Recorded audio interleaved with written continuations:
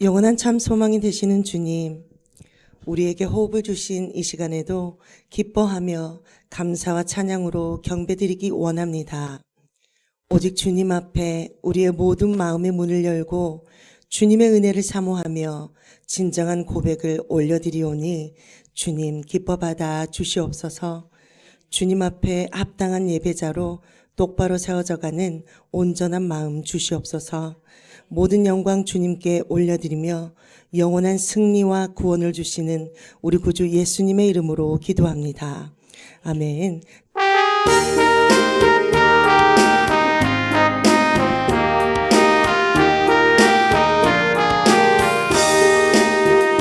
내 진정 사모하는 친구가 되시는 구주 예수님 아름다워라. 산밑을 메꿔봐요 빛나는 새벽별 주님 영원할 길아 주옵도다. 내 맘이 아플 적에 그리로 내쉬며 나 외로울 때 좋은 친구라. 주는 저 산 밑에 백합 빛나는 새벽별 1절 내 진정 사모하는 내 진정 사모하는 친구가 되시는 구주 예수님은 아름다워라. 산 밑에 백합하여 빛나는 새벽별 주님 영원할 길아 주옵도다. 내 맘이 아플 적에 그리로 내쉬며 나 외로울 때 좋은 친구라. 주는 저 산 밑에 백합 빛나는 새벽별 1절 내 진정 사모하는 내 진정 사모하는 친구가 되시는 구주 예수님은 아름다워라. 산 밑에 백합하여 빛나는 새벽별 주님 영원할 길아 주옵도다. 내 맘이 아플 적에 그리로 내쉬며 나 외로울 때 좋은 친구라. 주는 저 산 밑에 백합 빛나는 새벽별 2절 고백합니다. 내 맘의 모든 염려 내 맘의 모든 염려 이 세상 보라도 주님 항상 같이 하여 주시고 시험을 당할 때에 악마의 개교를 즉시 물리치사 나를 지키네. 온 세상 날 버려도 주 예수 안 버려 끝까지 나를 돌아보시니. 주는 저 산 밑에 백합 2절 고백합니다. 내 맘의 모든 염려 내 맘의 모든 염려 이 세상 보라도 주님 항상 같이 하여 주시고 시험을 당할 때에 악마의 개교를 즉시 물리치사 나를 지키네. 온 세상 날 버려도 주 예수 안 버려 끝까지 나를 돌아보시니. 주는 저 산 밑에 백합 2절 내 맘의 모든 염려 내 맘의 모든 염려 이 세상 보라도 주님 항상 같이 하여 주시고 시험을 당할 때에 악마의 개교를 즉시 물리치사 나를 지키네. 온 세상 날 버려도 주 예수 안 버려 끝까지 나를 돌아보시니. 주는 저 산 밑에 백합 2절 내 맘의 모든 염려 내 맘의 모든 염려 이 세상 보라도 주님 항상 같이 하여 주시니. 주시고 시험을 당할 때에 악마에게 교를 즉시 물리치사 나를 지키네. 온 세상 날 버려도 주 예수 안 버려 끝까지 나를 돌아보시니 주는 저 산 밑에 백합 빛나는 새벽별 3절 고백합니다. 내 맘을 다하여서 주님을 따르면 길이 나를 사랑하리니 물불에 두렵지 않고 장검도 겁없네. 주는 높은 산성 내 방패시라. 내 영혼 먹이시는 그 은혜를 알고 나 친히 주를 뵙기 원하네. 주는 저 산 밑에 백합 3절 내 맘을 다하여서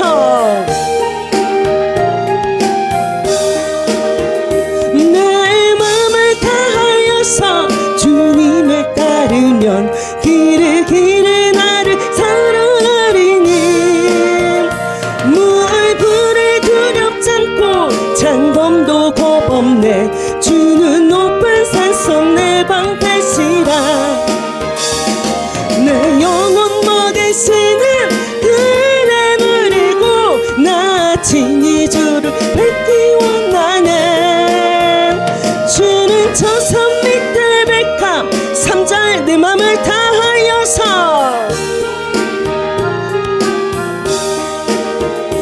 내 맘을 다하여서 주님을 따르면 길이 나를 사랑하리니 물불에 두렵지 않고 장검도 겁없네. 주는 높은 산성 내 방패시라. 내 영혼 먹이시는 그 은혜를 알고 나 친히 주를 뵙기 원하네. 주는 저 산 밑에 백합 한 번 더 고백합니다. 3절 내 맘을 다하여서 내 맘을 다하여서 주님을 따르면 길이 나를 사랑하리니 물불에 두렵지 않고 장검도 겁없네. 주는 높은 산성 내 방패시라. 내 영혼 먹이시는 그 은혜를 알고 나 친히 주를 뵙기 원하네. 주는 저 산 밑에 백합 빛나는 새벽별 이 땅 위에 비길 곳이 없도다.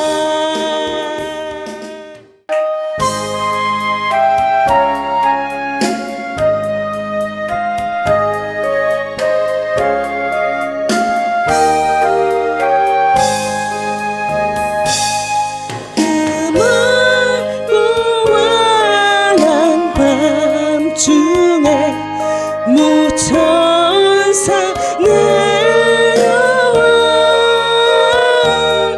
그 손에 빛 받으고서 다 찬송하기를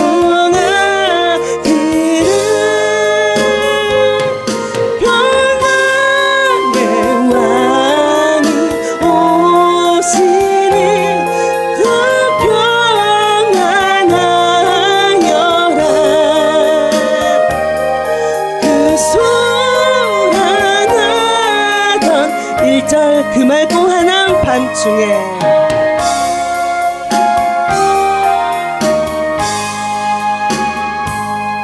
그 맑고 환한 밤중에 무천사 내려와 그 손에 빛 받으고서 다 찬송하기를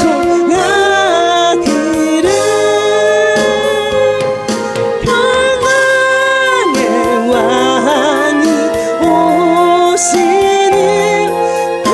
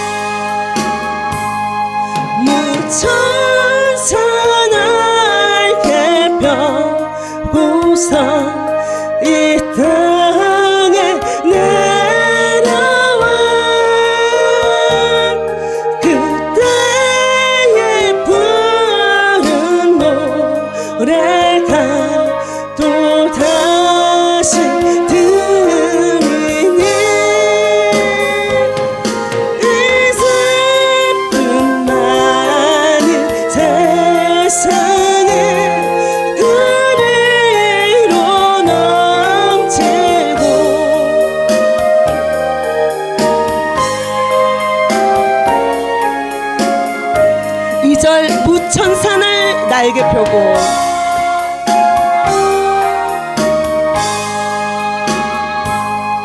무천사 날개 펴고서 이 땅에 내려와 그때의 부른 노래가 또다시 들리니 이 슬픔 많은 세상에 그리로 넘치고 온 세상 기뻐 뛰놀며 3절 고백합니다. 이 괴로움 많은 세상에 이 괴로움 많은 세상에 짐지고 가는 그 엄산 출력 넘느라 온몸이 고난아 이 죄악 세상 살 동안 새 소망 가지고 저 천사 깊은 3절 이 괴로움 많은 세상에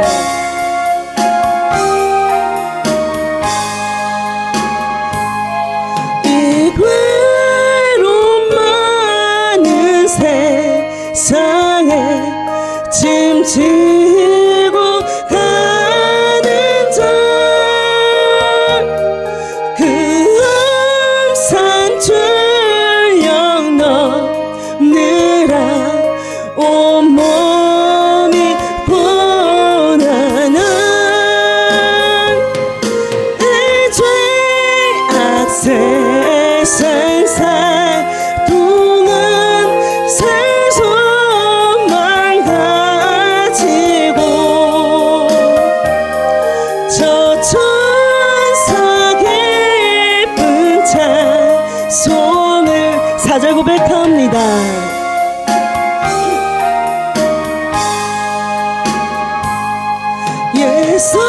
예선지에 어느하여 배들의 행성에 주 예수 탄생하시니 온 세상 구주라 저 천사 기쁜 노래를 또다시 부르니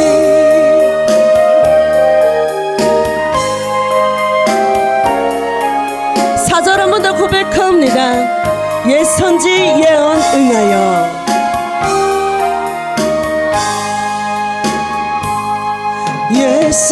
예선지에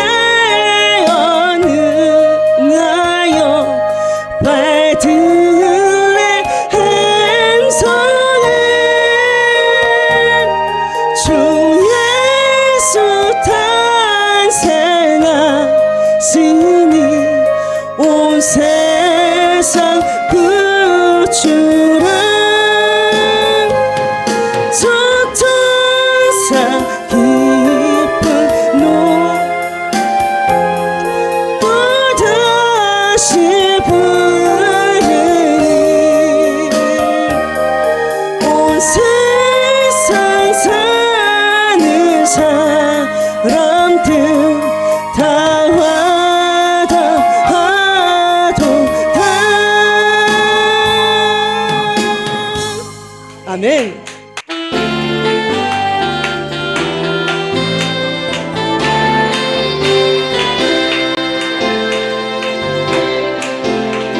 성령이여 임하소서 내 나를 나의 심령 위에 주님의 은혜에 담배 내려 내 흠뻑 적셔 주옵소서. 주의 권세 주의 능력 지금 이 시간 임하셔서 악한 권세 모두 깨뜨리고 주의 나라 임하소서. 영광 할렐루야 예수의 그 배가 내가 승리 전에 구원이 되시네. 영광 할렐루야 예수의 이름에 능력하네. 잘못된 고백합니다. 성령이여 임하소서. 성령이여 임하소서. 메마른 나의 심령 위에 주님의 은혜에 담배 내려 내 흠뻑 적셔 주옵소서. 주의 권세 주의 능력 지금 이 시간 임하셔서 악한 권세 모두 깨뜨리고 주의 나라 임하소서. 영광 할렐루야 예수의 그 배가 내가 승리 전에 구원이 되시네. 영광 할렐루야 예수의 이름에 능력되네. 처음부터 고백합니다. 성령이여 임하소서. 성령이여 임하소서. 메마른 나의 심령 위에 주님의 은혜에 담배 내려 내 흠뻑 적셔 주옵소서. 주의 권세 주의 능력 지금 이 시간 임하셔서 악한 권세 모두 깨뜨리고 주의 나라 임하소서. 영광 할렐루야 예수의 그 배가 내가 승리 전에 구원이 되시네. 영광 할렐루야 예수의 이름에 영광 할렐루야 영광 할렐루야 예수의 그 배가 내가 승리 전에 구원이 되시네. 영광 할렐루야 예수의 이름에 능력되네. 한 번 더 고백합니다. 영광 할렐루야 영광 할렐루야 예수의 그 배가 내가 승리 전에 구원이 되시네. 영광 할렐루야 예수의 이름에 능력되네. 소망이 되시네. 아멘.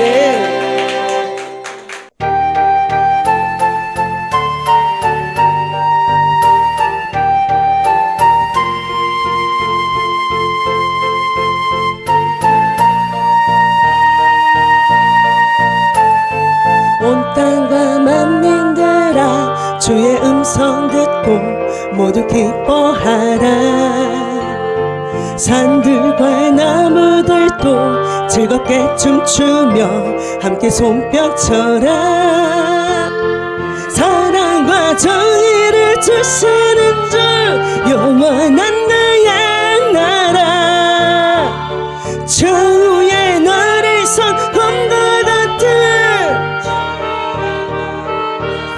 온 땅과 만민들아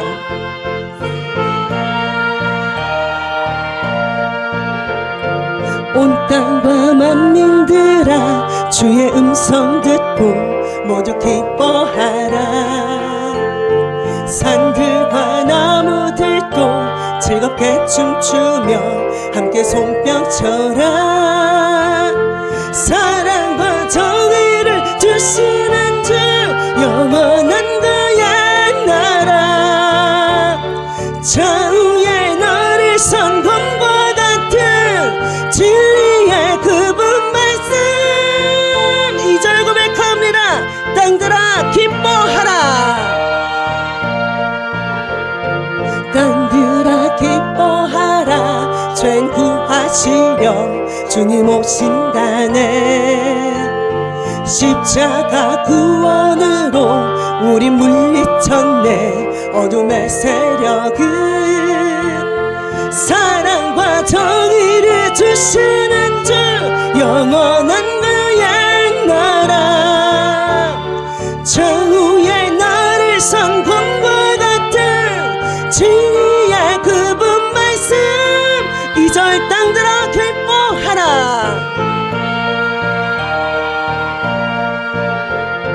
땅들아 기뻐하라. 죄 구하시려 주님 오신다네. 십자가 구원으로 우리 물리쳤네.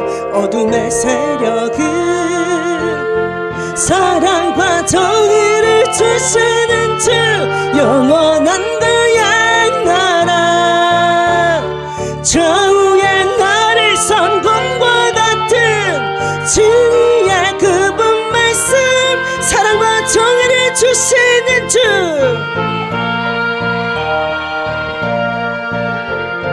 사랑과 정의를 주시는 주 영원한 그의 나라. 좌우의 나를 성공과 같은 진리의 그분 말씀. 사랑과 정의를 주시는 주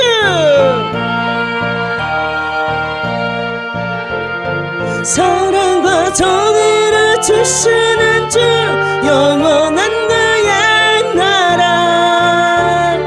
좌우의 나를 성공과 같은 진리의 그분 말씀. 3절 고백합니다. 모두 다 소리 높여 모두 다 소리 높여 주님 찬양해. 힘있게 찬양해. 외치세 온 세상에 열방과 만민을 주가 통치하네. 사랑과 정의를 주시는 주 영원한 그의 나라. 좌우의 나를 성공과 같은 3절 모두 다 소리 높여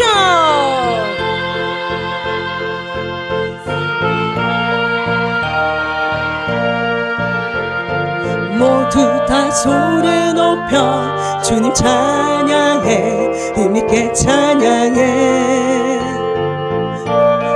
온 세상에 열방과 만민을 주가 통치하네. 사랑과 정의를 주시는 주 영원한 그의 나라. 좌우의 나를 성공과 같은 사랑과 정의를 주시는 주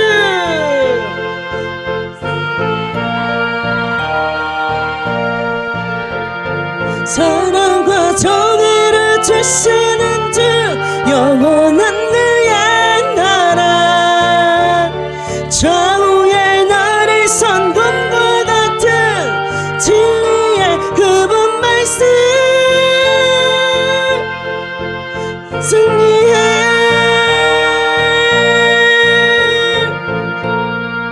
아멘.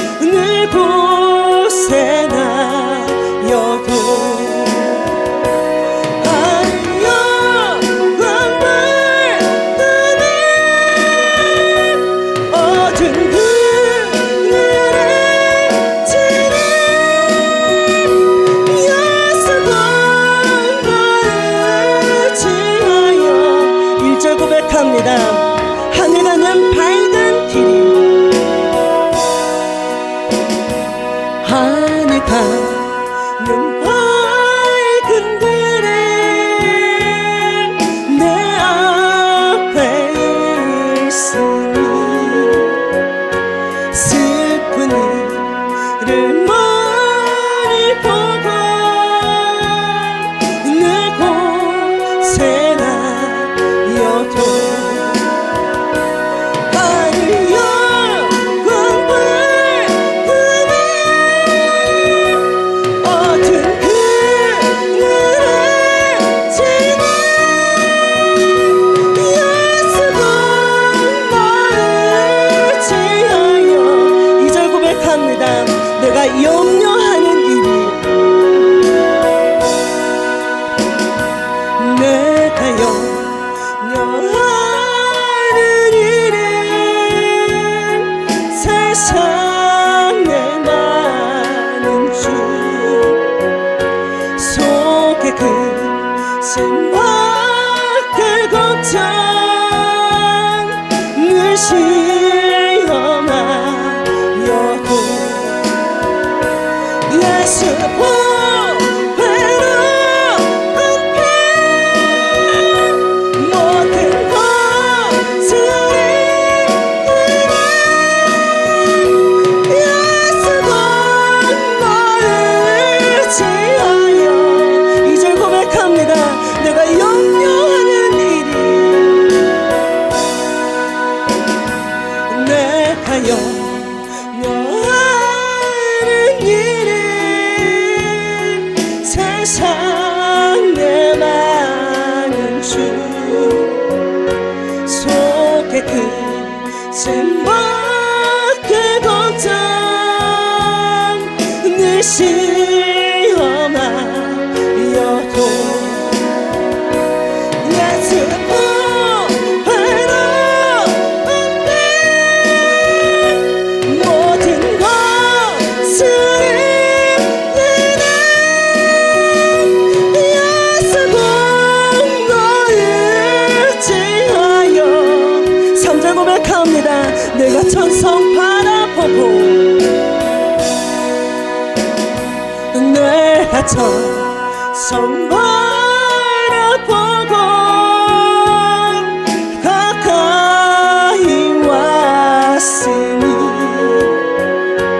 아버지의 영광 집에 나 쉴 곳이 또다 나는 부족하여도 영접한 스토리를 영원하러 가시는 그 3절 내가 천성 바라보고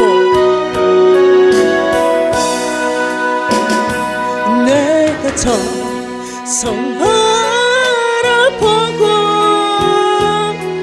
가까이 왔으니 아버지의 영광 집에 나 쉴 곳이 또다 나는 부족하여도 영접한 스토리를 영원하러 가시는 그 한 번 더 고백합니다. 3절 내가 천성 바라보고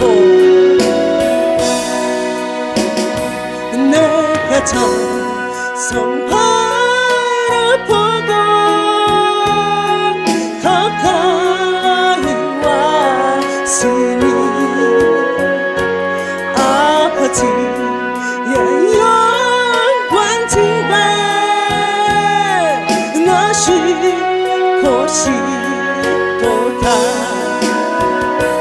나는 부족하여도 영접한 스토리를 영원하러 가시는 그 우리 구주 예수라. 다 함께 합심으로 기도하며 나아가실 때 주님 하늘 가는 밝은 길을 우리 앞에 열어주셨사오니 영원히 생하지 않는 하나님의 나라를 사모하며 늘 깨어 준비하는 신앙으로 살아가길 간절히 바라고 원합니다. 내가 염려하는 일이 많다 해도, 내 뜻대로 안 되는 일 있다 해도, 지치고 무기력한 모든 상황 속에서도 주님만을 선택하고 믿음의 길을 선택하며 의종으로 주님과의 관계가 더 깊어져가는 신실한 믿음으로 자라가도록 주님 나를 도와주시옵소서라고 다 함께 주여 세 번 부르시고 기도합시다. 우리의 생명 되시는 주님, 찬양할 수 있는 은혜를 주셔서 감사합니다. 날마다 우리의 입술에서 찬송이 끊어지지 않고 날마다 찬송으로 주님께 영광 돌려드리는 삶의 은혜로 인도하여 주옵소서. 이 시간 살아있는 하나님의 생명의 말씀을 듣습니다. 우리를 거룩하게 하여 주옵소서. 그러므로 온순한 마음으로 말씀을 듣게 하여 주옵소서. 그래서 우리의 속사람의 변화를 받아 온전히 순종하는 삶이 되고 말씀을 들음으로 믿음이 생겨서 장성한 믿음까지 이르게 하여 주옵소서. 그래서 모든 일에 믿음으로 서게 하여 주옵소서. 이 시간 우리의 예배를 흠양하여 주옵소서. 감사를 드리며 예수님의 이름으로 기도합니다. 아멘. 이 시간 하나님의 말씀은 열왕기상 18장 41절부터 46절 말씀입니다. 열왕기상 18장 41절부터 46절 말씀입니다. 교독하시겠습니다. 엘리야가 아합에게 이르되 올라가서 먹고 마시소서. 큰 비 소리가 있나이다.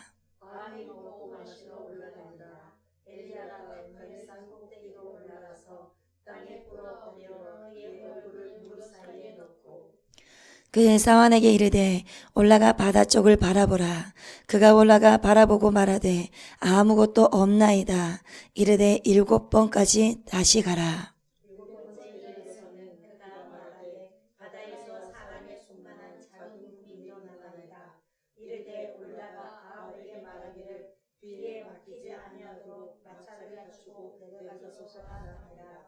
조금 후에 구름과 바람이 일어나서 하늘이 캄캄해지며 큰 비가 내리는지라. 아합이 마차를 타고 이스라엘로 가니 능력이 엘리야에게 임하매 그가 허리를 동이고 이스라엘로 들어가는 곳까지 아합 앞에서 달려갔더라. 아멘. 구약시대에서 가장 능력 있는 선지자를 말하라고 한다면 바로 엘리야 선지자입니다. 가장 능력 있는 선지자가 등장했다는 것은 그때 당시의 상황이 정말 어두운 시대였고 그리고 또한 절망적인 시대였다는 것을 보여주고 있습니다. 너무나 혼탁하고 어두운 시대였기 때문에 하나님께서 비상조치로 이런 엘리야와 같은 특별한 종을 보내주신 것입니다. 엘리야 시대에 하나님께서 3년 6개월 동안 비를 내리시지 않고 온 땅에 기근을 주신 일이 있습니다. 3년이 지나고 나서 하나님이 엘리야를 불러서 이제 다시 이 땅에 비를 내려주시겠다고 말씀하십니다. 18장 1절에 보면 비를 주신다고 약속하셨습니다. 그런데 이것은 참 놀라운 일인 것입니다. 그 이유는 열왕기상 8장 35절부터 36절을 보면 이런 내용이 나옵니다. 예루살렘 성전을 처음 신축하고 낙성식을 할 때 솔로몬이 낙성식하는 자리에서 하나님께 드린 기도가 있습니다. 그 기도 가운데 하나님이여 만일 이 백성이 범죄하여 하늘이 닫히고 비가 없어서 주의 벌을 받을 때에 이 백성이 성전을 향하여 주의 이름을 인정하고 그 죄에서 떠나거든 주는 죄를 사하시고 주의 땅에 비를 내려 주시옵소서 하는 기도를 드렸습니다. 그러니까 비가 오지 않는 기근을 만났을 때는 제일 먼저 조건은 백성들이 회개하고 돌아오는 것이었습니다. 그럴 때 하나님이 다시 비를 주시게 되어 있는데 지금 엘리야 시대는 아합 왕을 위해서 모든 백성들이 3년 6개월 동안 비가 오지 않았지만 그 어디도 진정으로 회개했다는 흔적이 전혀 없습니다. 하나님을 간절히 불렀다는 내용도 없습니다. 그럼에도 불구하고 하나님께서는 3년이 좀 지나자 다시 비를 주시겠다고 약속하십니다. 이것은 참 놀라운 일입니다. 그런데 왜 그렇게 하셨을까요? 백성이 회개할 수 있도록 하나님의 표적을 보여주셨다고 봅니다. 그리고 또 한 가지 이유는 이스라엘 나라가 우상 숭배와 도덕적인 타락으로 온통 썩은 냄새가 나고 있었지만 그 가운데서도 소수의 경건한 자들이 숨어 있었습니다. 환란을 피해서 굴 속에서 떡과 물을 가지고 연명하고 있었던 100여 명의 선지자들을 위해서 엘리야 밑에 있었던 선지학교 학생들과 그의 가족들이 있었습니다. 그래서 이곳 저곳에서 소수의 경건한 자들이 숨어 있었는데 이 사람들을 하나님이 불쌍히 여겨서 비를 다시 주신 것이 아닌가라고 생각을 해봅니다. 그런데 우리가 오늘 읽은 본문에서 이상하게 느껴지는 장면이 한두 개가 있습니다. 이상하다고 느껴진 장면 하나는 비를 달라고 구하면서 산 꼭대기에 앉아있는 엘리야의 모습입니다. 여러분, 18장 1절에 하나님이 엘리야를 불러서 이미 비를 주신다고 약속했습니다.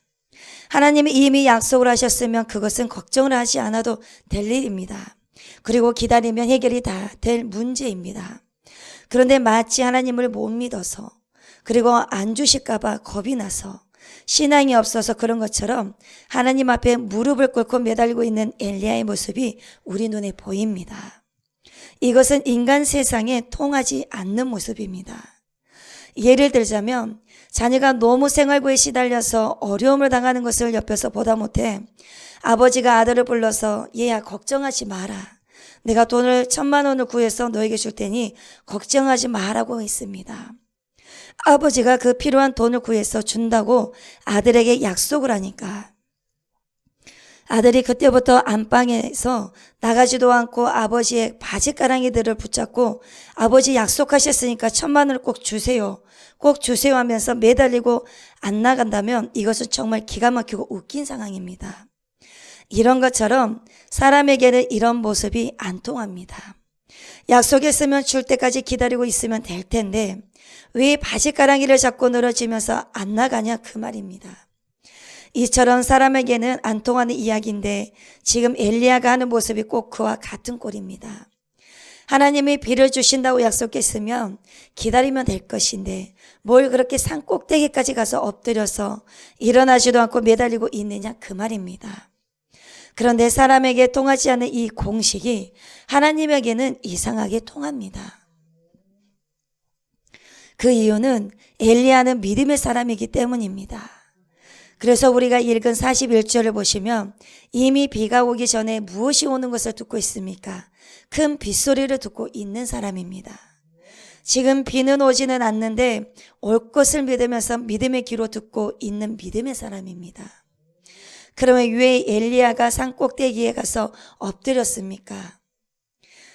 엘리야는 하나님께서는 자기의 약속을 항상 기도라는 그릇에 담아서 믿음의 손에 들려주시는 것이 공식이라는 것을 엘리야는 잘 알고 있기 때문입니다.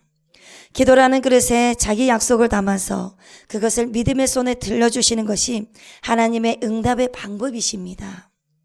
이것을 엘리야가 너무나 정확히 알고 있었기 때문에 그는 산 꼭대기에 가서 엎드린 것입니다.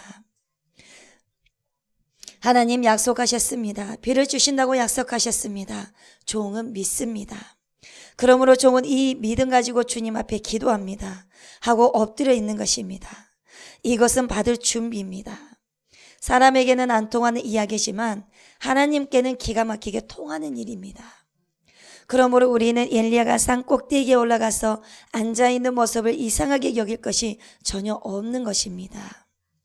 그래서 우리가 기도를 하기 위해서는 두 가지를 반드시 기억하셔야 됩니다. 오늘 말씀을 통해서 이 두 가지는 꼭 기억하시길 바랍니다. 첫 번째는 기도의 대상은 반드시 전능하신 창조자 하나님이 되셔야 합니다. 내가 기도하는데 대상이 천지 만물을 창조하신 하나님인지 아니면 다른 신에게 기도하고 있는지 기도하고 있지는 않은지 살펴보셔야 합니다. 얼마든지 전능하신 창조자 하나님이 아닌 나도 모르는 신에게 기도할 수도 있는 것입니다. 다시 말하자면 이전에 예수를 믿기 전에 우리가 불교 신자였다면 누구에게 기도를 했겠습니까? 귀신들에게 했습니다. 그런 것처럼 그 습관이 완전히 예수님을 영접해서 새 사람이 되지 않고는 말만 하나님께 기도를 한다고 해놓고서는 그 속으로 면밀히 들어가 보면 놀랍게도 이전과 같이 똑같이 그 귀신에게 기도를 하고 있을 수도 있다는 말입니다. 그러면 기도의 응답도 없을 뿐만 아니라 귀신의 놀잇감으로 사용될 수도 있습니다. 아니면 귀신도 그 사람을 사용하기 위해서 자신이 할 수 있는 것은 기도 응답처럼 포장하고 속여서 응답된 것처럼 할 수도 있습니다. 병도 고쳐주라고 하면 그런 능력도 귀신이 할 수 있습니다. 왜요? 잠깐 동안 그 사람을 속여서 영원히 자신의 수하에 놓기 위함입니다. 그러므로 따라서 어떤 이단 종교에 빠진 사람의 말입니다. 거기는 이단이라고 말을 해도 절대로 그 사람은 듣지 않습니다. 그 이유는 본인이 상당히 심각한 질병에 걸려서 병원에서는 고치지 못했는데 그 목사님의 기도를 받고 그 교회 다니면서 치료가 되었다는 것입니다. 그래서 그 은혜를 갖기 위해서는 절대로 그 교회에서 나올 수 없다는 것입니다. 이단이라고 한다면 자신의 병이 치료될 수 없을 것인데 왜 치료되겠냐 그 말입니다. 여러분, 이단들도 다른 영을 통해서 병을 고칠 수도 있습니다. 그렇다고 해서 거기가 진리라고 말하기는 너무나 어려운 것입니다. 사단은 그 사람을 질병에서 고쳐주고 그 영혼을 차지해버린 것입니다. 이런 것처럼 하나님의 역사 가운데 치유의 용도 있지만 악령의 역사 가운데서 잠시 동안의 치료는 있을 수 있습니다. 그러나 그 치료는 영원할 수 없는 것입니다. 영원한 생명을 줄 수는 없습니다. 이런 것처럼 우리는 기도의 대상이 진정으로 성경에서 말씀하신 전능하시고 천지 만물을 창조하시고 주관하신 하나님이신지 아니면 다른 영이나 우상을 가지고 하나님이라고 말하고 있지는 않는지 잘 생각해 보시길 바랍니다. 반드시 우리는 성경에서 말씀하시는 그 하나님께 경배하고 그 하나님 아버지께 기도를 해야 되는 것입니다. 그리고 기도는 두루뭉술해서는 안 됩니다. 그리고 두 번째입니다. 기도는 구체적이어야 합니다. 전쟁에 그칠 날이 없고 숨막힐 정도로 타락한 이 세상을 살아가는 우리는 엘리야의 기도를 배워야 합니다. 세상을 살기가 너무나 힘들기 때문에 하나님은 우리가 육신을 입고 이 세상을 살 동안 받아 누릴 수 있는 축복들을 놀랄 만큼 많이 약속해 주셨습니다. 영적으로 받는 축복만 약속하신 것이 아니라 육신을 입고 땅에 발을 붙이고 살고 있는 동안 꼭 받아야 하는 축복들을 수없이 약속해 놓았습니다. 엘리야에게는 비를 주시겠다고 약속하셨습니다. 오늘 우리에게는 무슨 약속을 했습니까? 두 마디로 요약할 수 있습니다. 무엇이든지의 약속입니다. 그리고 얼마든지의 약속입니다. 이 두 마디로 약속할 수 있습니다. 요한복음 14장 14절에서 이렇게 말씀하십니다. 내 이름으로 무엇이든지 내게 구하면 내가 행하리라. 무엇이든지 구하면 응답하신다고 말씀하십니다.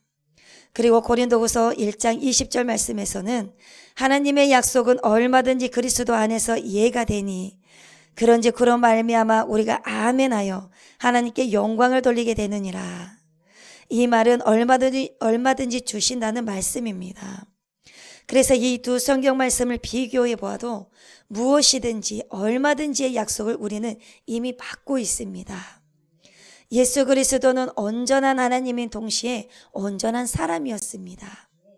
특별히 요한복음 14장 14절 말씀을 하실 때는 너희가 내 이름으로 무엇이든지 구하면 내가 시행하리라 하는 이 말씀을 하실 때는 육신을 입고 세상에 와서 사시던 예수님이 가장 연약해져 있을 때, 슬퍼할 때, 고통을 맛볼 때, 그야말로 먹지 못하고 마시지 못하고 있었을 때였습니다.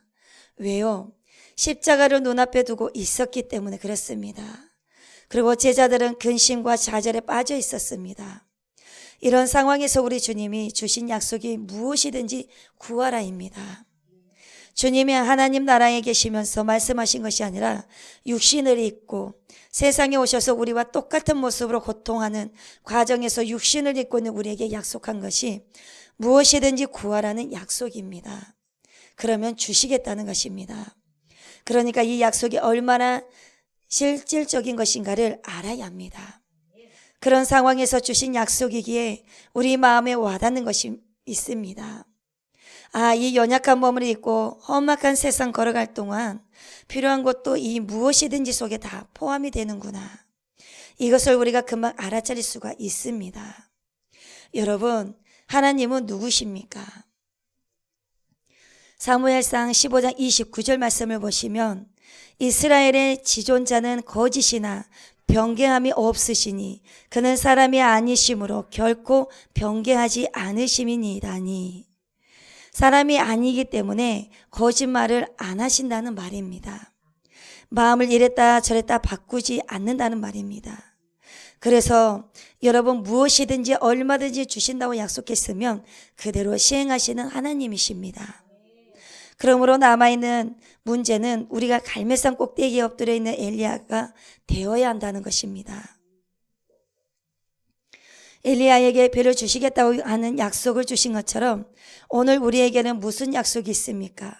무엇이든지 얼마든지의 약속이 있습니다. 그리고 그 하나님은 엘리야의 하나님이면서 나의 하나님 아버지이십니다. 그 하나님이 오늘 또 살아계십니다. 그러므로 오늘 우리에게 필요한 것은 나도 엘리야처럼 엎드리는 것입니다. 약속을 붙들고 믿고 하나님 앞에 엎드리는 그것이 필요합니다. 무엇이든지 주신다는 약속이 있는데도 예수님을 믿으면서도 한두 가지 약속도 응답을 받지 못하는 생활은 정말 어떻게 보면 비극이라고도 말할 수가 있습니다. 그러면 하나님 앞에 약속을 붙들고 엎드리는 오늘의 엘리야가 되기 위해서 우리가 어떻게 해야 되겠습니까? 우리의 기도가 구체적일 필요가 있습니다. 구체적이다 하는 말은 추상적이지 않는다는 말입니다. 막연한 기도가 아니고 내용이 분명하고 와닿아야 할 목표가 무엇인가, 그리고 응답의 내용이 무엇인가 분명한 것이 구체적인 기도입니다. 엘리야는 구체적인 기도가 무엇이었습니까? 비를 주시옵소서입니다. 엘리야의 기도는 명확했습니다. 비를 주라는 것이었습니다. 하나님이 약속한 대로 비를 주옵소서, 이 메말라 비틀어진 땅에 단비를 주옵소서, 이것이 엘리야의 기도였습니다. 그리고 어떤 성도는 이런 말을 했습니다. 구체적인 기도는 우리의 믿음을 한 걸음 더 나아가게 한다. 막연한 기도, 다시 말하면 일반적인 기도로 일관하는 기도는 하나님을 너무 크게 생각해서가 아니라 오히려 너무 작게 생각했기 때문이라고 했습니다. 비를 달라, 심지어 잃어버린 열쇠를 찾게 해주십시오라는 아주 사소한 거, 시시콜콜한 문제를 가지고 하나님 앞에 나가는 것은 하나님을 내가 너무 과소평가하는 것이 아닌가. 그러므로 그 크고 강대하신 하나님에게는 큼직큼직한 기도만 드려야지, 영적인 기도만 드려야지, 세상에 속해서 필요한 여러 가지 기도, 그거 드리면 하나님을 오히려 대우하는 것이 아니라는 그런 생각을 하기 쉽다는 것입니다. 그런데 사실을 보면 하나님은 전능하십니다. 전능하시다는 말은 큰 것도 포용하시고 가장 작은 것도 포용하시고, 그리고 이 세상의 모든 인류도 다 포용하신다는 말씀입니다. 그러면 초라한 나 하나도 포용하시는 그분이 바로 전능하신 하나님이신 것입니다. 그러므로 구체적인 기도는 하나님 앞에 드리기가 좀 민망스럽다는 사람은 하나님을 큰 분으로 대접한다는 것보다는 오히려 하나님을 작은 분으로 대접하는 결과를 초래하는 것입니다. 이 말은 옳은 말입니다. 그리고 기도가 너무 영적인 것에만 치중하는 것도 하나의 시험일 수도 있다는 것을 지적하는 사람도 있습니다. 이 말도 옳습니다. 항상 영적인 것만 중요하게 다루지 땅 위에서 필요한 모든 기도 제목들은 별로 대수롭게 생각하지 않고 그런 것들 가지고 하나님 앞에 눈물을 흘리고 엎드려서 매달리는 것은 오히려 세속적이고 속물처럼 보는 것, 이것도 정상이 아니다고 그 말입니다. 왜 그럴까요? 무엇이든지 기도하라고 하는 말씀 안에는 영적인 것만이 아니라 육적인 기도가 다 포함되어 있기 때문입니다. 그래서 존 루이스는 이렇게 말했습니다. 기도는 신의 관광을 하는 멋진 세단차가 아니다라고 했습니다. 시내를 관광하며 외국은 높은 세단차를 타면서 관광을 합니다. 좋은 곳만을 골라다니면서 적당히 보고 옵니다. 그야말로 관광이라는 말입니다. 그런데 기도는 그것이 아니고 기도는 곧장 창고로 가서 자기가 원하는 물건을 싣고 들어오는 트럭이라고 했습니다. 그래서 그렇게 구체적이어야 합니다. 내가 싣고 들어올 물건이 무엇인가를 정확히 알고 가서 싣고 들어오는 것이 기도라 그 말입니다. 그러므로 엘리야처럼 우리는 기도가 좀 구체적일 필요성이 있습니다. 그리고 우리는 내 자신이 정한 마지막 시한을 가지고 조급하게 기도해서는 안 됩니다. 하나님이 정한 시간이 있습니다. 응답의 시간이 있습니다. 그 시간까지는 내가 할 일은 기도하면서 인내하는 것뿐입니다. 엘리야는 응답이 보이기까지 하나님이 비를 주신다는 확증을 잡기까지는 그 자리에서 일어나지 않았습니다. 인내하는 것입니다. 어느 목사님이 빌레그레암 목사님께 편지를 썼습니다. 목사님, 저는 남편을 위해서 10년을 기도했습니다. 남편이 구원받기 위해서 10년을 기도하고 있는데 요즘은 남편이 더 난폭해져 가고만 있으니 어떻게 하면 좋을까요? 그 편지를 받은 빌리그레암 목사님이 답장을 쓰기를 이렇게 썼다고 합니다.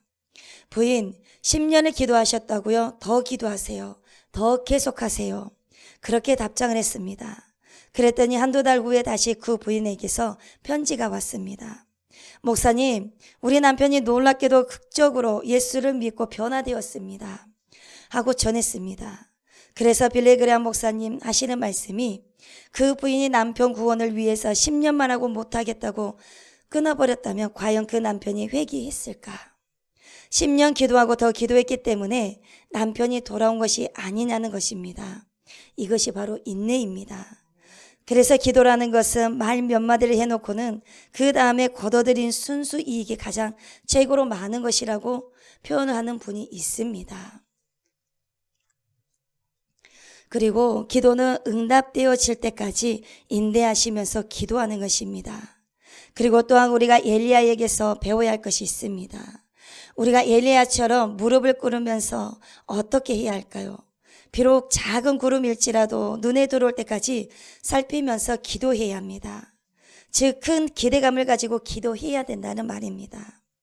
하나님이 반드시 큰 비를 주신다는 기대감을 가지고 기도하는 사람이 되어야 합니다. 기도는 구경하는 사람처럼 하면 안 되고 백화점에서 내가 사야 할 물건이 어디 있나 하고 그 코너를 열심히 찾아다니는 사람처럼 기도해야 하는 것입니다. 그래서 우리가 쇼윈도를 구경하는 사람은 어디에 무슨 물건이 있든지 문제가 되지 않습니다.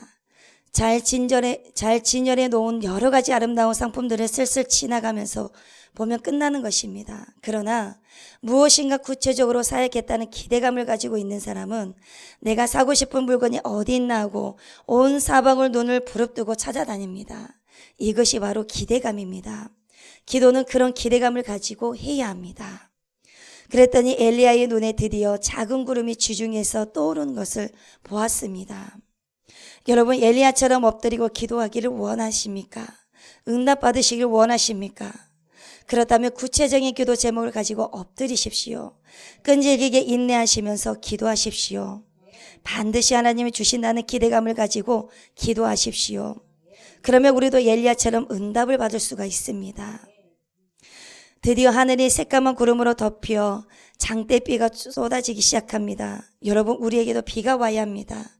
우리에게도 큰 비가 내렸으면 좋겠습니다. 우리 모두가 기도의 응답을 받는 엄청난 축복을 날마다 체험했으면 좋겠습니다.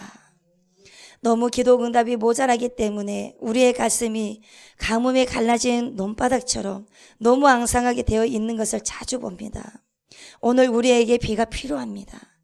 하나님이 내려주시는 기도의 응답이 필요합니다. 장대비가 쏟아지는 것이 필요합니다. 기도 응답이 주는 은혜를 알려면 내가 구체적으로 무슨 기도를 했으며 무슨 응답을 받았는가를 확인해야 합니다. 그러므로 기도는 반드시 응답을 받아야 하는 큰 이유가 있습니다. 요한복음 16장 24절 말씀에 지금까지는 너희가 내 이름으로 아무것도 구하지 아니하였으나 구하라 그리하면 받으리니 너희 기쁨이 충만하리라.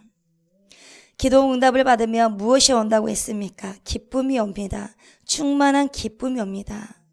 기도 응답이 없는 사람은 신앙생활하면서도 뭐가 없습니까? 기쁨이 없습니다. 받아본 사람만이 기쁨이 있는 것입니다. 받지 못하면 잘 모르니까 기쁨이 없는 것입니다. 못 받으니까 기도하면서도 기쁨이 없고 신앙생활하는 것도 재미가 없는 것입니다. 그러니 우리가 인생을 살아가면서 제일 중요한 것이 기뻐하는 것이 아니겠습니까? 기뻐할 수 있다면 그 사람은 최고의 행복입니다. 그런데 이 기쁨은 기도의 응답을 통해서 나옵니다. 그러니까 기도의 응답을 받아야 합니다. 그리고 요한복음 14장 13절 말씀입니다. 너희가 내 이름으로 무엇을 구하든지 내가 행하리니 이는 아버지로 하여금 아들로 말미암아 영광을 받으시게 하려 함이니라. 함이라. 우리가 하나님을 찬양하고 영광을 돌리기 위해서는 무엇이 있어야 합니까? 기도 응답을 받아야 합니다. 하나님이 우리에게 기도의 응답을 팍팍 주시려고 하는 이유도 하나님 자신이 영광을 받기 위해서입니다. 기도 응답을 받은 사람은 찬송이 있습니다. 기도 응답 받은 사람은 하나님을 자랑하고 증거하는 것이 있습니다. 기도 응답 받은 사람은 다윗이 말한 것처럼 구원의 잔을 높이 들고 모든 사람 앞에서 여호와의 이름을 찬양하리라 하는 것이 있습니다. 그러니 하나님이 영광을 받으실 수밖에 없는 것입니다. 더군다나 기도 응답이 없으면 이런 것이 안 나옵니다. 우리 모두의 기쁨, 하나님께 영광, 이것이 있으려면 기도 응답을 받아야 합니다. 받으려면 엘리야처럼 엎드려야 합니다. 본문에서 또 하나의 이상하게 느껴지는 장면이 하나 있는데요. 그것은 바로 46절입니다. 여호와의 능력이 엘리야에게 임하매 그가 허리를 동이고 이스라엘로 들어가는 곳까지 아합 앞에서 달려갔더라. 아합 왕이 지금을 비를 맞으면서 마차를 마차를 타고 여름 별장이 있는 이스라엘로 가고 있습니다. 갈멜산에서 이스라엘까지의 거리는 약 18마일입니다. 약 18마일입니다. 적어도 50리 가까이 되는 거리입니다. 굉장히 먼 거리입니다. 그런데 비가 쏟아지자 지금 아합 왕은 수레를 타고 갑니다. 그런데 하나님의 신이 엘리야를 강하게 사로잡자 엘리야가 가만히 앉아 있을 수가 없어서 마차 앞에서 장대비를 맞으면서 그 50리를 달려갔다는 말입니다. 그 달려가는 엘리야의 모습을 상상해 보십시오. 그리고 어떤 사람은 이 사건을 놓고 왜 엘리야가 그 마차 앞에서 다른 짓을 했을까? 그래서 아합 왕이 달려가는 엘리야의 모습을 보고 감동을 받아서 하나님 앞에 회개하고 돌아올지 몰라서 그랬다는 해석도 있습니다. 그러나 엘리야가 왜 뛰었을까요? 금방 말씀드린 두 가지입니다. 엘리야는 하나님으로부터 기도의 응답을 받았습니다. 비가 쏟아집니다. 응답받은 자에게 무엇이 있습니까? 말할 수 없는 기쁨이 있습니다. 그리고 무엇이 따라옵니까? 하나님께 영광 돌리고자 하는 마음이 일어납니다. 이 두 가지 때문입니다. 그래서 엘리야는 기쁨을 이기지 못해서 비를 맞으면서 아합 왕 앞에서 다른 박질을 치는 것입니다. 세상 사람들은 자기들의 어떤 좋은 조건을 가지고 세상을 편안하게 삽니다. 그러나 우리 하나님이 주신 응답에 비를 맞으면서 힘차게 그들 앞에서 달리는 사람이 되어야 합니다. 오늘날 우리는 세상 사람들에게 좀 더 적극적인 이미지를 심어야 될 때가 되었습니다. 내가 받은 기도의 응답을 가지고 살아계신 진실하신 하나님을 보라고 소리칠 때가 되었습니다. 기도 응답을 가지고 기뻐하며 행복해하는 모습을 보여줄 때가 되었습니다. 이것이 바로 아합 앞에서 뛰는 엘리야의 모습이고 메시지입니다. 사자굴에서 던져진 다니엘이 어떤 상처도 없이 살아나온 현장은 메대와 바사 사람들 앞에 하나님의 신실하심과 참신 중에 신이라는 것을 정확히 증거하는 빗속을 달리는 엘리야의 모습이었습니다. 여러분의 기도 응답을 받은 비가 무엇입니까? 찾아보십시오. 그러면 빗속을 달려야만 하는 충분한 이유가 얼마든지 있을 것입니다. 우리 모두가 그 이유를 갖고 있습니다. 다하라 요네코라는 일본 여자가 있습니다. 고등학교 때 어머니가 세상을 떠나서 시리에 빠진 나머지 목숨을 끊으려고 달려오는 기차로 뛰어들었습니다. 그 결과 두 다리와 왼팔을 잃고 하나 남은 오른팔도 손가락 3개만 남았습니다. 그러나 구사일생 기적적으로 살아났습니다. 병상에서 치료를 받는데 얼마나 모습이 좀 그렇겠습니까? 그런데 목사 지망생이 21세의 젊은 청년이 찾아와서 전도를 해서 드디어 병상에서 구원을 받았습니다. 그런데 이상하게 그 남자의 마음에 이 여자와 결혼을 해야겠다는 생각이 들었습니다. 그래서 프로포즈를 했습니다. 그런데 이 여자는 선뜻 받아들이지 않았습니다. 그러니까 기도해 보자고 서로 약속을 했습니다. 얼마 동안 기도한 후 받은 응답이 무엇이냐면 신기하게도 이 두 사람이 똑같은 성경 구절이 나왔습니다. 마태복음 18장 19절입니다. 진실로 다시 너희에게 이르노니 너희 중에 두 사람의 땅에서 합심하여 무엇이든지 구하면 하늘에 계신 네 아버지께서 그들을 위하여 이루게 하시리라. 자기들 둘이가 세상을 살면서 비록 여자는 완전히 불편한 몸을 가진 자였지만 합심하여서 무엇이든지 구하면 이루어 주신다고 했으니 결혼하자 그 말입니다. 그래서 두 사람이 결국 결혼을 했습니다. 지금은 두 아이의 엄마이고 부부가 국제적으로 알려진 유명한 인사입니다. 다하라 요네코가 쓴 책이 산다는 것이 황홀하다. 이 제목만을 들어봐도 비를 맞고 달려가는 엘리야를 생각나게 합니다. 다리 두 개가 없어서 우족을 하고 다니고 왼팔은 아예 닳지 않고 오른손은 손가락 세 개만 가지고 있는데 이 여인이 산다는 것이 황홀하다는 것입니다. 팔다리가 멀쩡한 사람이라도 산다는 것이 지겹고 힘들다라고 한 사람들이 천지인데 이분은 도대체 어떤 분이시기에 그런 모습을 가지고도 있으면서 산다는 것이 황홀하다라고 합니다. 그리고 또 하는 말이 있습니다. 나는 손가락이 3개나 됩니다. 놀라운 이야기입니다. 그런데 그분이 쓴 책 가운데서 감자와의 싸움이라는 내용이 있습니다. 그녀가 처음으로 결혼을 하고 나서 손가락 3개만 남은 오른손에 칼을 쥐고는 저녁 식사 준비를 위해 감자 껍질을 벗기려고 합니다. 그런데 감자가 잘 벗겨지지 않았습니다. 감자가 떼굴떼굴 굴러가서 자기 기분을 조롱이라도 하듯이 땅바닥에 제멋대로 굴러다닙니다. 이 여자는 필사적으로 칼을 들고 쫓아다니는데 그럴 때 그 마음속에 일어나는 초조감, 무서운 힘으로 덮쳐오는 절망감 때문에 견딜 수가 없었습니다. 만약 그런 일이 조금이라도 더 계속되었더라면 손에 들고 있는 식칼로 무슨 일을 저지를지 몰랐다고 했습니다. 그러나 그녀는 그때 처절한 목소리로 하나님께 부르짖었다고 했습니다. 오른손에 남은 3개의 손가락으로 처음으로 한 개의 감자 껍질을 벗기려고 했을 때의 일을 나는 지금도 잊을 수 없습니다. 나의 기분을 조롱이라도 하듯이 떼구르르 굴러가는가 하면 바닥에 떨어져서 멋대로 굴러가는 감자를 그야말로 필사적으로 식칼을 들고 쫓아다니는 나의 마음에 말로 다 표현할 수 없는 초조감과 무서운 힘으로 덮쳐오는 절망감이 있을 뿐이었습니다. 그런 일이 조금만 계속되었더라면 손에 들고 있던 식칼로 무슨 일을 저지르고야 말았을 것입니다. 그러나 그때 나는 처절한 목소리로 부르짖었습니다. 손가락 3개로 식칼을 든 채 눈물과 땀으로 범벅이 된 처량한 모습으로 하나님을 향하여 부르짖었습니다. 아버지여, 당신은 나 같은 인생도 당신의 자녀로 삼아주셨습니다. 그리고 나 같은 것을 결혼까지 할 수 있도록 도와주셨습니다. 나의 가정은 당신께서 선물로 주신 가정입니다. 이제 나의 남편은 얼마 있지 않아서 돌아올 것입니다. 사랑하는 내 아이들도 허기가 져서 내가 맞는 저녁을 위해 기다리고 있습니다. 그렇지만 나는 저녁 반찬으로 사용할 이 감자를 깎을 수가 없습니다. 당신은 나의 이 약함을, 이 처량한 상태를 무엇 하나 빼놓지 않고 다 아실 뿐만 아니라 오늘까지 나를 인도해 오시지 않으셨습니까? 아버지여, 어떻게든 할 수 있는 방법이 있을 줄 압니다. 당신의 방법을 나에게 가르쳐 주옵소서. 하나님, 나에게 힘을 주소서. 이 감자를 꼭 깎을 수 있도록 도와주소서.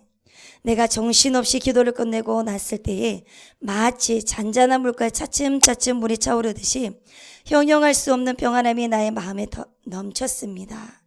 그리고 그 다음 순간에는 정말 희한한 아이디어가 떠올랐습니다.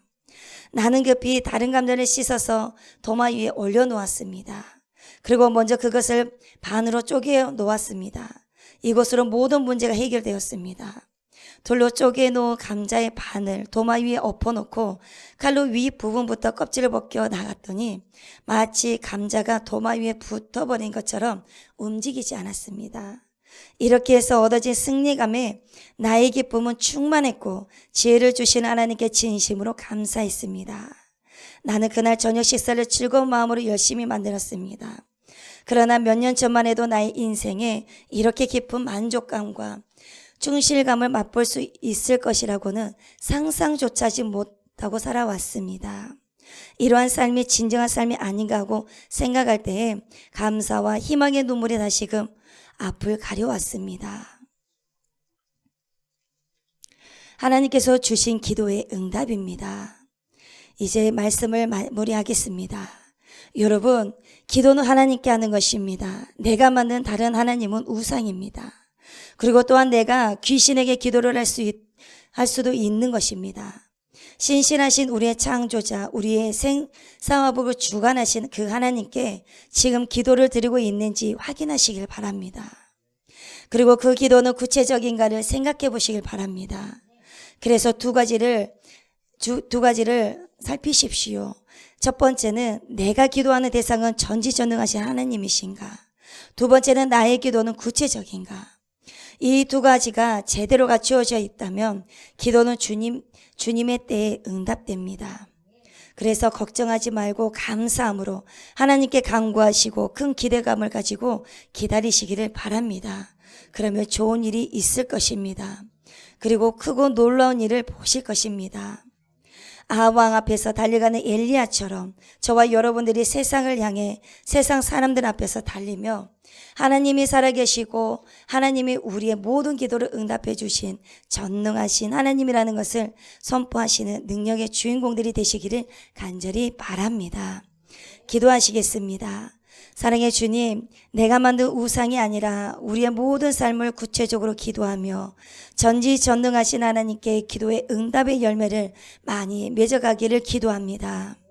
그러므로 늘 기쁨이 넘쳐나며 믿음이 장성하여지는 놀라운 역사들을 보게 하여 주옵소서.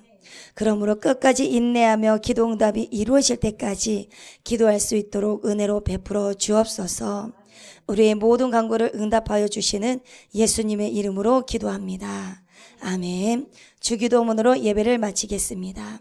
하늘에 계신 우리 아버지여, 이름이 거룩히 여김을 받으시오며 나라가 임하시오며 뜻이 하늘에서 이루어진 것 같이 땅에서도 이루어지이다. 오늘 우리에게 일용할 양식을 주시옵고 우리가 우리에게 죄 지은 자를 사하여 준 것 같이 우리 죄를 사하여 주시옵고 우리를 시험에 들게 하지 마시옵고 다만 악에서 구하시옵소서. 나라와 권세와 영광이 아버지께 영원히 있사옵나이다. 아멘.